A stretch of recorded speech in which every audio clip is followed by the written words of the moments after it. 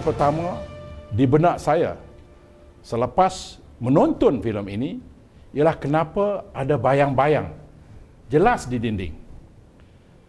Bayang-bayang ini ketara di sepanjang rakaman. Jika dilihat secara teliti, ada sekurang-kurangnya 2 atau 3 bayang terpancar di dinding bilik.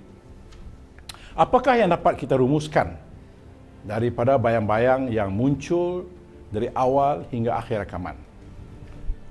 Bayang-bayang ini tidak akan wujud jika tidak ada pancaran lampu di dalam bilik ini.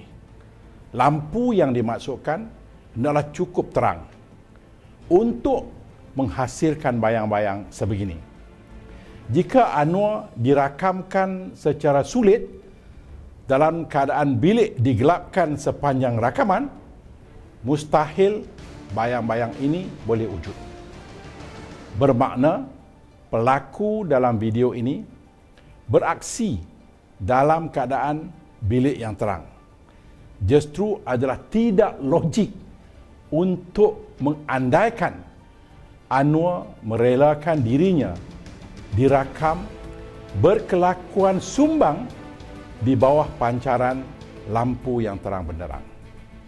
Bukan saja Anwar, saya rasa tidak ada sesiapa pun akan merelakan diri mereka dirakam dengan silauan cahaya sebegitu, kecuali jika mereka rela aksi mereka dirakamkan untuk tujuan tertentu.